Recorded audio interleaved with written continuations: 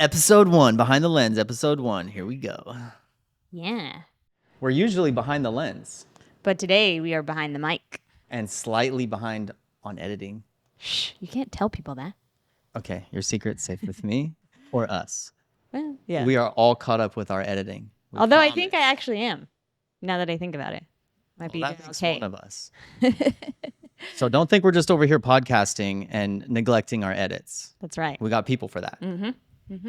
Exactly. You're listening to Behind the Lens with Colby and Elizabeth, wedding photographers and cinematographer, business owners, and your new favorite podcast couple. All right. So this is our first episode. Yes. Yeah. It's a little nerve-wracking, huh? Look at the awesome podcast studio that we Yes. created. I would like to say he's very particular on his lighting and the setup and how clean and precise and how plants are put in each corner and stuff. So I appreciate that. Aesthetic is everything. Yeah. So is lighting. So is audio, composition, how you carry yourself, good posture, Yeah. all of that. That's why I'm so nervous right now, man. I know. How do we look? What do you guys think? Does it look good? What do you think of the new setup?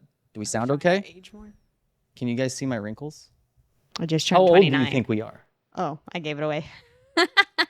Beep. She just turned 26. Some people think that. Yeah. I like that. Although I've ran into that issue with, I think, people taking me seriously when it comes to business. They're like, you look way younger. I'm like, well, actually, I've been doing this for a while. Actually, I think one of my clients thought you were my daughter one time. Yeah. That's How fun weird is stuff. that? All right, so first episode, our podcast obviously is called Behind the Lens. My name is Colby. I've been in business for almost 15 years, doing everything from photography, cinematography, photo booth, real estate, you name it. He's done it all. I've done it all, more or less like a generalist, trying to really find my niche in this industry. But I love it all. I love working with different types of people, doing different types of photo and video work, whether it's shooting commercials or doing documentary stuff at an event. I just love what I do. I love being behind the lens. Behind the mic is something that we got to get used to. Yeah. So. Yeah. Well, that's one of the reasons why we started this, right? Is to get used to being a little more interactive with our viewers, clients, future clients, let past clients know what we're doing. So Exactly. And to educate yeah. our viewers. Yeah. Something that I've always been passionate about is wanting to teach people what I know. Yeah. And I have a story behind why that is. We'll get to that later. But yeah, my name's Colby. I'm 37, been doing this for 15 years. And I have a lot of knowledge to share, do's and don'ts. Yeah, tips and tricks. We want to start this podcast also because we work with a lot of cool vendors, a lot of cool wedding couples. I also think that there's not a lot of like Sacramento vendors that you get to like really hear in-depth stories about. So not saying that we're just going towards Sacramento, but I think it'd be cool to really involve the whole city somehow, some way. Exactly. Yeah. And that's with this podcast. So if you are a wedding vendor, wedding photographer, wedding cinematographer, if you just love taking photos, you also love being behind the lens, hit us up. We once we get this kind of ball rolling, we're going to start taking on guests Yeah. and interviewing. That's what I'm really people. excited for. I know. Like we're going to bring both of our mentors on, like clients that we've shot their weddings, and now we get to like kind of relive the moment, talk about, your experiences working with us. How did we do? What do you really think of us? Yeah, what do you really think of us now that No, they love us. Everybody loves us, okay? Everybody loves us. Look at this smile. It's That's nice. what made me fall in love with a smile. His dimples. Oh, for me it was the booty. I'm glad it wasn't a smile because I had braces back then. Enough about me. Let's talk about my beautiful fiance. Tell us a little bit about yourself, Liz. Well, my name is Elizabeth, but people call me Liz. Or Skeeter. Or Skeeter. I'm one of the ones that can call her Skeeter. Yeah. You have to buy that right. Yeah. Called fiance right, but Yeah. Show him the ring. Yeah, I finally got it. It took a minute. The jeweler's like, you have really small hands, so we're going to have to outsource this. So that was funny. But story of my life, though, with being small and short, and tiny hands. Everything has to be always specially done. But yeah, so I've been doing, let's see, wedding photography, I would say for the last 8 to 10 years, roughly around that. Started off as like a second shooter doing it for a minute. And then I was like, you know what, I can go on my own now and do it. I still help other photographers out because second shooting is honestly kind of fun too, still. Well, and you get to learn. Sometimes you have your way of doing things, but when you second shoot for somebody, definitely pay attention to how Oh they yeah, do for it. sure. Yeah, even last year I worked for a company for a little bit. And I was like, okay, I like the way that they did things. I like this, I like that, and hey, it was honestly a couple extra dollars too for the weekend during the slow times, or if I wasn't booked as much. And we all know how that goes. But yeah, so 8 to 10 years doing it. Started off as second shooter. I went to college for photography for a little bit. Did that for a few What years. college did you go to? Academy of Arts University. Academy They're of located in San Francisco, but we all know SF is very expensive to work in, or to live in. And I did it all online, so I have my AA in it. Potentially, might want to go back one day and get like a master's, but we'll see. School's very expensive, and yeah. I'd say don't do it. I'll teach you what you need to know. Or Yeah. YouTube. But a lot of what I did in college was like photojournalism, documentary style stuff. And after I left school, I was like going to go out on my own even more. And that's kind of the story of me. I didn't think I was going to do wedding photography a few years ago, and then I really got into it. I love meeting new people. I love meeting the couples, and I love being able to capture their story, and sometimes even getting to see them later on when they grow a family too. So wedding photography kind of just fell in my lap a little bit. I almost walked away from it years ago. Did you know, like, when you went to school for it, were you like, oh man, I'm gonna go to school, I'm gonna learn about this, that's what I'm Yeah. gonna do for my career, I want to Yeah. be a photographer. Yeah. And then wedding photography kind of fell in your lap because I think you did stuff with Red Cross and stuff Yeah. like that to do like documentary kind Yeah. of journalism Yeah. photography. And I know you've told me you really love that. Yeah, my dream was to honestly go and work for like National Geographic and stuff like that. And Okay. not saying that still may not happen one day. Who knows? Maybe after seeing this podcast, they're like, oh yeah, let's see your work. But most of my stuff now has totally switched, and it's a happy switch. But a lot of my style still incorporates what I learned in school and what I learned from my mentor and stuff like that, which is like documentary style and photojournalism style, with still guided posing and stuff. That's awesome. Yeah. So if you were to go down that route, would you get the 70 to 600? Oh god, that would be pretty cool though. That would be for like if I did like nature stuff. Yeah. I think with photojournalism or documentary style, you will have like a telephoto lens, which is like probably like a 70 to 100, but I don't know if you would go any bigger. And that'd be kind of cool to learn if somebody has bigger lenses for that style of work, because you want to try to capture the story without interfering with the story. Yeah. But at the same time, like, you sometimes are right there with the people, right? So I don't know if you would need that big of a lens. I was just thinking about like the Yeah. whale tours that our friends do and Yeah. documentary style stuff. I have It's a- done some it's a whale sniper tours. lens I like Yeah, too. I have done some whale tours, and there's some people that bring their chopper lenses, and I'm like, ooh, I did get to touch one time. a whale? No, Oh, 70 to 600. I was like, wow, that's cool. I was actually doing real estate photography and I shot this guy's office and he literally had this lens that was like this big. Oh, I think I remember you showing me the photo. He let me hold the camera and stuff. It was on a Sony. How heavy is it? Not heavy at all. Don't they usually have like another like stand to hold the lens on top? Oh, like a monopod. But Yeah. Yeah, no, this thing, it was incredibly light. I was shocked. Sometimes my 7200 feels heavy, so I couldn't imagine shooting. Upgrade to the new one. I know, right? Yeah. All right. Well, the difference, you went to school for photography. Mm-hmm. I never went to school for photography. I went to school to be a landscape architect. So I thought. I know this is going to be kind of cool to hear the difference of how we like came into it. Yeah. So I went to AR, short-lived, only a couple years, but I thought I wanted to be a landscape architect. Yeah. And Why that?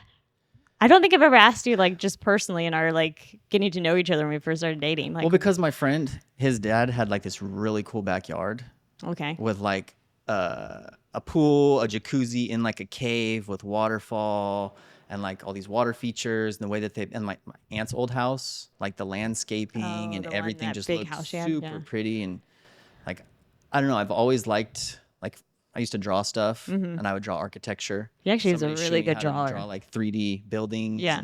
and do all of this stuff. And I don't know, it kind of just fell into my lap. Like, I'm gonna design backyards and pools and do that kind of stuff. Did you like the precision of it? Yeah. Because like I could see, because I've obviously worked with you a lot and we're getting married and Like stuff. attention to Just the detail. way you work even around our house. Like, did you like the way of like even composition when you had to put things certain areas and design things? I kind Do you of, see the relation from liking that to your work? yeah, like our house. Yeah. I redid the front rock areas, Yeah. put in the different plants, figure out what type of rocks you want, what kind of plants look good. Like Yeah. paint. We're redoing the back patio and stuff, but I think it's because I wasn't too good with like fractions and math and like that kind of stuff. So it kind of I could deterred feel me you from there. that. Yeah. I had a couple friends that did photography and they did like the darkroom developing their own photos, and it never really like intrigued me to take a photography class. It wasn't until I was, I think, 22 Oh, okay. when I had a nice little group of friends, and it was one of their birthdays, and we would go to this bar and grill on the river for like these music events. And we're like, you know what? We're going to throw his birthday there. They let us throw this party, and we brought the biggest crowd. So I think it was like 300 plus people in this tiny little venue. And the owners were like, we made so much money at the bar. Like, do you guys want Please come back. do you want to throw a weekly event? Yeah. And it ended up being on Wednesdays, called it Pinkies Up Wednesday. And it was very lucrative for them, and it was very fun for us. Now, at this birthday party, everybody had their own little jobs. Like one of them was the DJ. One of them was in charge of marketing and promotions. We had two of them in charge of the door and ticket sales. Right. I was the guy who took his little point and shoot out from his drawer, blew off the dust, and was like, I could be the photographer. So I shot the event with all the people there. Everybody's like, where can we find the photos? Where can we find the photos? My buddy was like, you need to start a Facebook like page. So in 2010, That I was the thing, created yeah. my Facebook like Yeah. page. So like Facebook business page. Wanted to create it really fast. Couldn't come up with a creative name. So Colby Barrett, CB, Yeah. photography It and worked. videography. Yeah. It worked out great. So I became known as like the event photographer at all of our events that we threw every Wednesday. Yeah. And I started out with a little Sony point and shoot something, like this little teeny tiny thing. And I learned how to do like light trails and all these cool like low light photography tricks and stuff like that. It wasn't until like X amount of events, and I've been doing this for, I don't know, a couple months maybe. Somebody was like, well, I really like your event photography, you know? We're having a wedding. Do you shoot weddings? And I'm You're like, like, my mind was like, never shot a wedding before, but what came out of my mouth was like, yes, I'd love to shoot your wedding. Let's do it. Went straight home, YouTubed how to shoot a wedding. it's that moment of like, fake it till you make it. Yes, exactly. Yeah. Fake it till you make it. And guess what? My We all first been wedding, there. I charged $100 for photo and video. Good experience for me because I did take good photo. $100.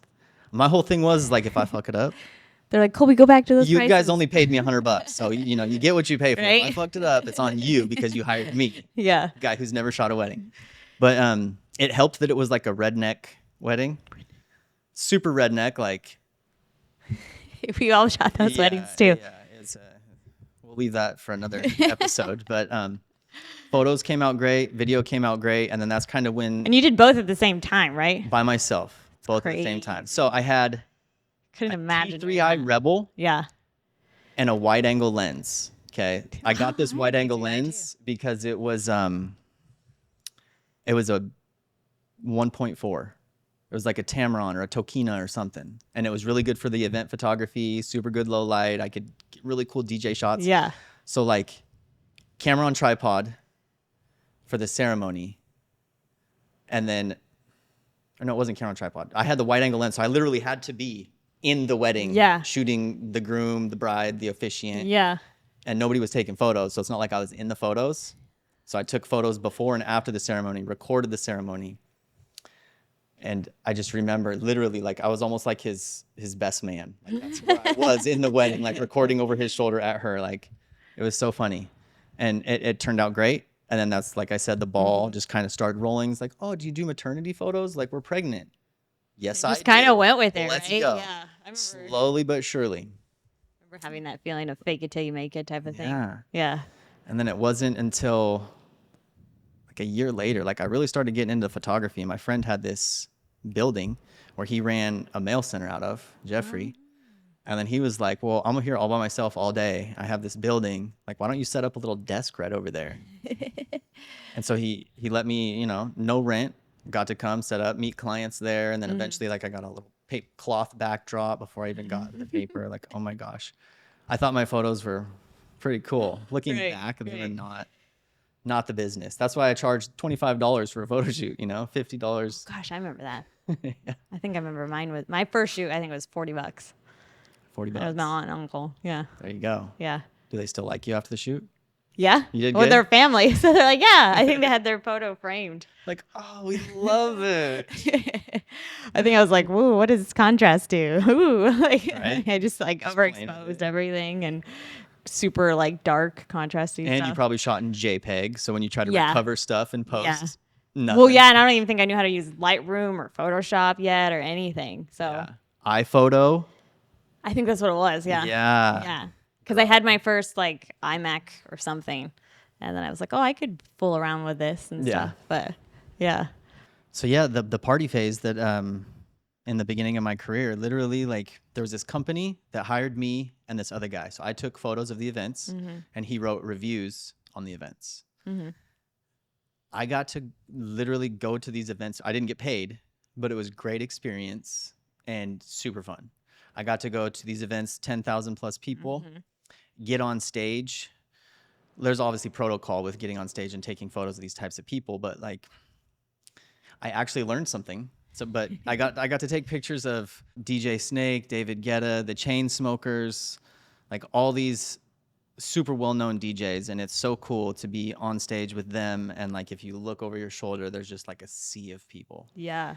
And I remember the first time I got to go to an event that size, me still being new to the event photography industry and stuff like that, like there's all these well-known photographers and it's basically one photographer on the stage at a time. So you go up, you stay super low, you take your photos, you get off. I went up there, I was taking photos of DJ Snake, and all of a sudden I'm just like, this is so tight. I'm gonna fucking pull out my phone and I'm gonna take a couple little pictures, a little video of me. All the other photographers hated that. They're like, that's not what you do when you're on the stage. You get your photos. But Right. I was up there, an extra 10 seconds. It's just like, give me a break, guys. They're like, the new guy is New guy's messing fucking it up up. for everybody. Exactly. But like, I also got invited to Armin van Buren's post Grammys after party in LA. That's cool. Literally, we hopped in my little Toyota Corolla. The one you have now? Me and Chris, yeah, and Chris is tall. We drove down there, literally got into this club, and I saw Armin van Buren. He was DJing, and then Ron Jeremy was up there. Do you know who Ron Jeremy is? It's like the porn star, the super creepy, ugly old guy Oh, yes. with a really like- big name. He's But he was on stage. Like I got all these. dead now, is he? Or no? I don't know. I got all these really cool pictures. And one thing I took away from that, like, alcohol is very expensive in LA, especially at the Sound nightclub when it was like a private event like that. I remember ordering 2 vodka Red Bulls. They came in the little glasses. It was like $85. I was going to be like $300. I was fucking shocked. So what I told the bouncer was, hey, I need to get some batteries out of my car, Yeah. AKA tequila. And so I went out, took some shots, came back in, saved some money. But yeah, ended up having a killer time. We ended up sleeping in the car in a parking lot by the beach Oh, so you like pretty much turned around the next day and went and home? came back. Yeah. Like it was unpaid. It's not like we had a ton of money. And And that's a thing as entrepreneurs, like when you're first starting out, like you have to be okay with taking the unpaid job, especially if it's something that you're truly passionate about, because it can lead you to paid jobs, right? So it's like opened many doors. you might not really even got know. to know, like you have to be humble in that sense, because I feel like sometimes, nowadays you get young kids that are out there trying to be like, oh, I could be an entrepreneur too. And then they're like, wait, I'm not going to get paid this or that. And it's like, yeah, you might be doing this for free. You might be holding that light stand for hours Yeah. and you get nothing out of it other than experience, so. Yep. that's kind of like a cool story that you told there, because regardless of how you started or not, like you do start sometimes with getting nothing, but what you do get out of it is the experience to take it however you want to take it, you know, and learning implement lessons, it. like Yeah. little nuggets of knowledge along the way. You might Yeah. not know you're learning, but looking back, you're like, oh Exactly. yeah, I Yeah. learned something there. Exactly. Don't buy alcohol at Sound nightclub. Yeah. Yeah, and I bet you it's even more now. Imagine that drink not even being 85. It's like $100 probably, because Dude, you're it's paying for the ridiculous. name, you know? Yeah, ridiculous. Yeah. So what do you want to segue into now? Um, I don't know. I mean, obviously my story is not as cool as your stories. I 'Cause take the cake for cool stories. He has many cool stories. Even in our relationship, we'll talk about like his adolescence and my adolescence, and I was like, yeah, no, I didn't do any of that. I'm pretty boring over here. But I had lots of fun. I did too, but more structural. Okay. Before I became a photographer, I am a dancer, and it was a dancer. I guess am Very was. good dancer, by the way. Been doing it for like 20 years. Very Also, flexible. quick. Yes, very, very, very. I can choreograph your first dance if you want me to do it. Yes, she can, and I'll record some behind the scenes so we can add that to Yeah. her promo video. And maybe to your love story. So Exactly. look, that'd be we're so doing a cute. little ad for ourselves. Part of being an It's entrepreneur. not an ad, but it's an ad. Yeah, exactly. Okay. If you're getting married, hit us up. Video, Yeah. photo. She teach you how to do your first dance Mm-hmm. properly. Okay. Teaching musicality, and also book it ahead of time. Inquiries when I get first dances. Just real quick, I'm going to say this. Better not be a month before the wedding. You know, if you have that extra little budget in there, like book me ahead of time, book any instructor ahead of time, because if you're not like super comfortable with dancing or being in front of an audience or just any sort of that type of stuff, which is performing, it's like, it's better you do it sooner than later. And practice. yeah, you know, and peace of mind. just getting to know me, and you know, and the perks of me choreographing your first dance and potentially being your photographer is that I know exactly how to catch that moment, because I feel like things I've heard before with other photographers are like, oh, I missed that. It's like, well, I can anticipate your turn. So it's kind of a cool benefit of doing that. But yeah, so before I became a photographer, I was a dancer. Am a dancer. Been doing it for like 20 years. So Hella gold medals, yo. competitive. I not- was also a competitive ballroom dancer. Do not dance battle her at a wedding. Oh God. Lose. Yeah, I'm secretly judging you in the cha-cha slide, just letting you know.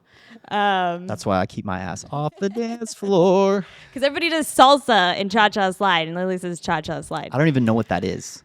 I'll teach you. But I'm so just yeah, my life was kind of a little bit like I didn't go to school like everybody else did, like 5 days a week, like regular public high school. I went to her like Horizon Charter School, so I was doing school like 2 days a week, and while everyone else was going 5. Still did stuff at home as well, so I was like partially homeschooled, partially not. So a lot of my time was spent in the dance studio world. Almost hit 30 hours a week sometimes between 2 different dance studios. But yeah, so I did that. I'm doing that.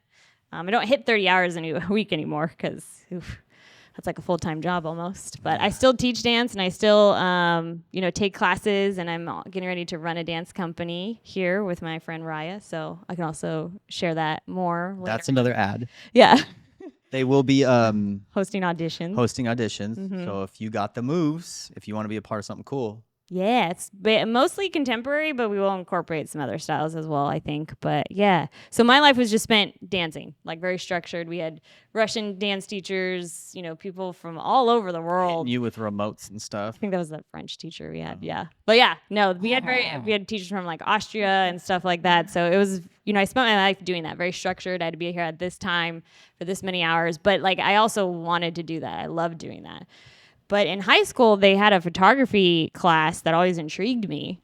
And I was like, oh man, I really want to I wonder what that is. But I can never make it to that class, because your parents are driving you. You can only go off their schedule. Scheduling conflicts. Yeah, and then I was like heavily in dance at the time, but I was always the girl with her phone taking pictures and trying to do cool stuff with the lighting and the sun and stuff like that. And then eventually I got my little point and shoot, and when I remember, I think I took my first point and shoot camera to we were performing in Disneyland, and I had a chance to tour around, and I got a chance to take my camera with me, and I took pictures of my dance group, and I took pictures of we went to the San Diego Safari Zoo, I think it's called. Yeah.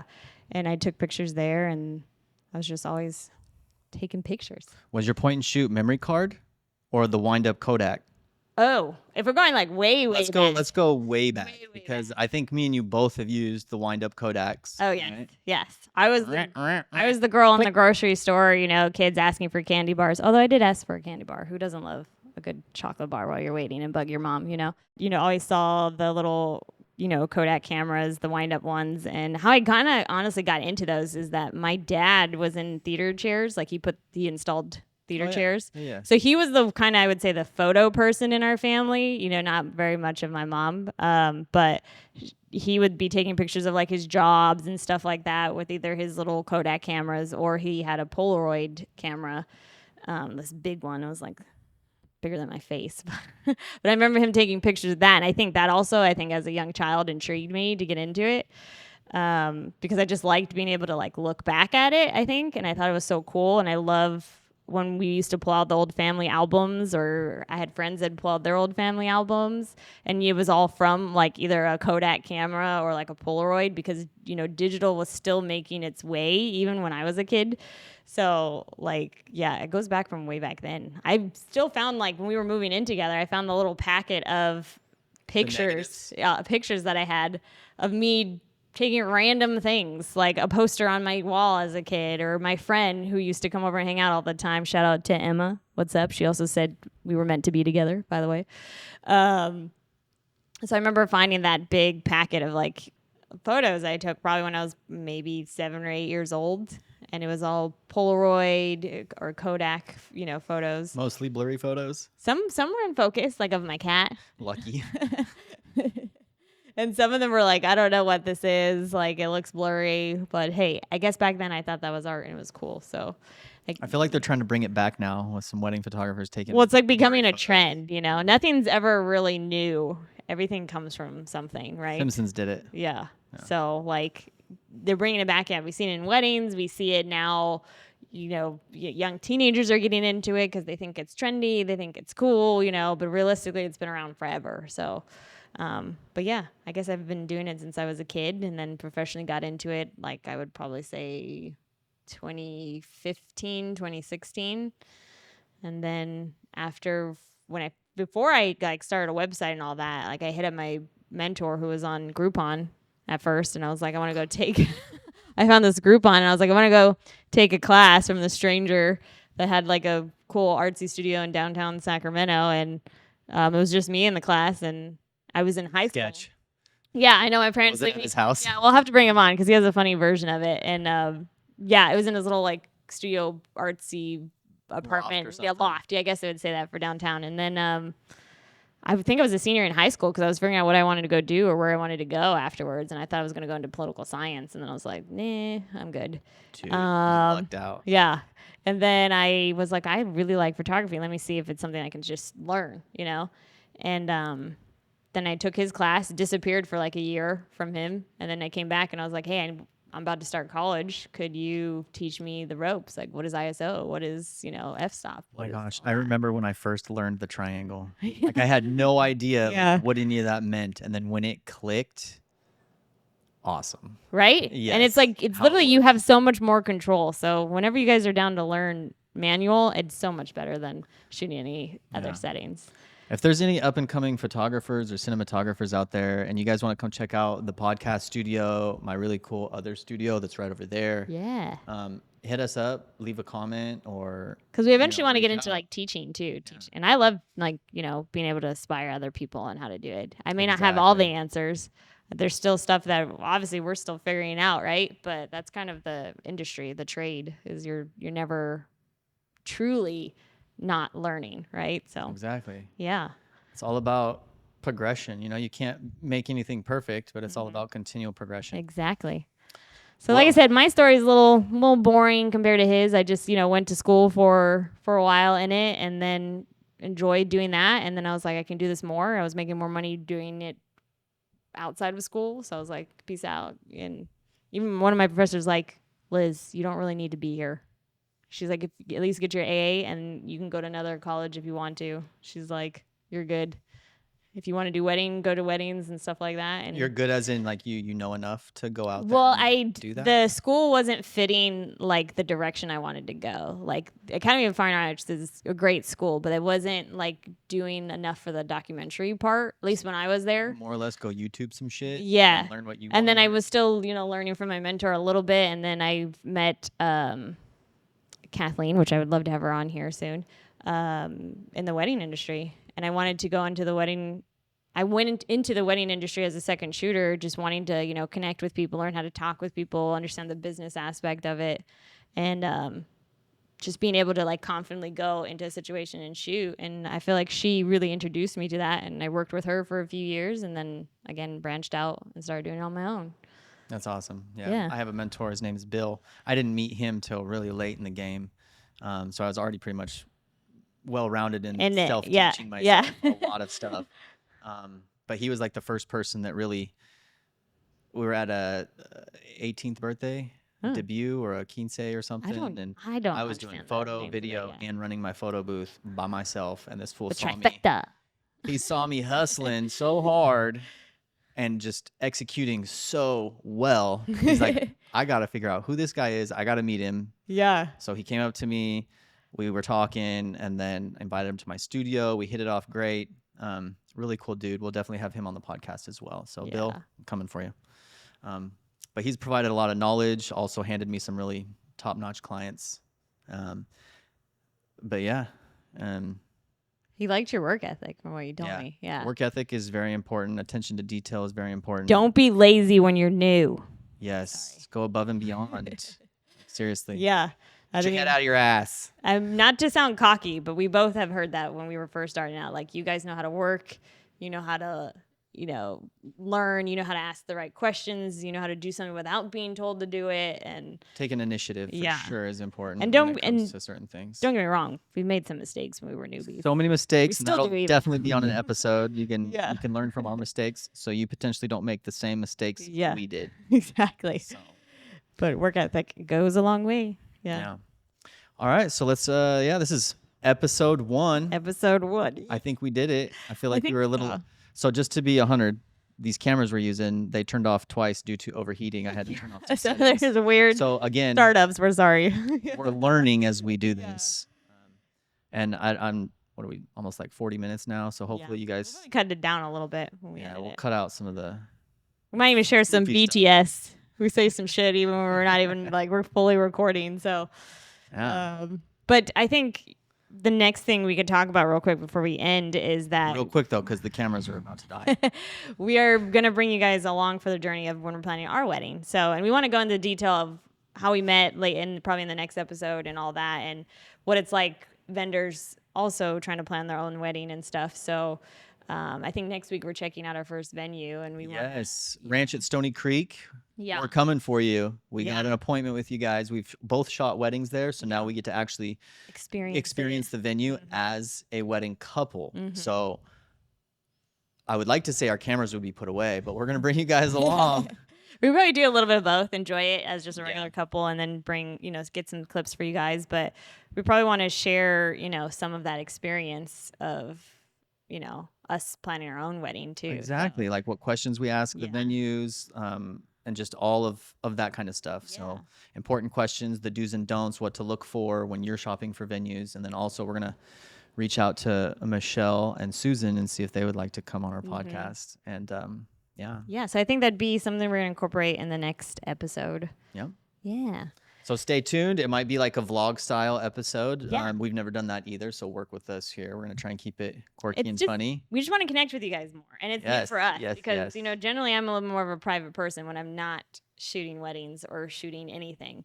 I like to reserve my energy, close my doors, hang out with you and Liam and my cats, so it's like getting used to being like more out there without being hired to do that, right? So, and I want to do that more because authenticity is very much my thing, and being honest. So real AF. I don't even know what this is. Trademarked by Andy Frisella. Yeah. All right, guys. Well, that's it. Leave comments on what you think of the first episode. How did we do? How does the audio sound? Is the setup cringe-worthy is this? yeah, what do you want to see like in upcoming episodes? Let us know. So we would like to keep the comments and the communication with our viewers going. So Yeah. We just kind of give you an intro of who we kind of are a little bit. Leave comments if you want to know more about us. Yeah. okay, so this is that part where we tell them to hit the like button, Mm-hmm. hit that subscribe button. There's like a notification bell so you get I think so. notified of Yeah. our next It'll episode. tell you when we're on again. So make sure you do those 3 things. And then most importantly, leave us a comment. Let us know how we did. Let her know how beautiful she is. Let us know what episodes you want to see next. If you have any entrepreneur questions, photography, cinematography questions, put them in the comments. We'll for sure answer. Yeah. So stay tuned. I mean, I was super nervous coming into this, but now I'm Me too. excited for Yeah, I'm episode excited number too. 2. Yeah. I'm excited to So, bring people on and all that let's kind of go. stuff. If you want to be on an episode, put it in the Especially comments. if you're a vendor. Yes. Yeah. Florists, caterers, photo booth, venue. Yeah. You name it. We want it. Yeah. Let's go. Goodbye now. Goodbye now. Colby and Liz out. Out. Mic drop.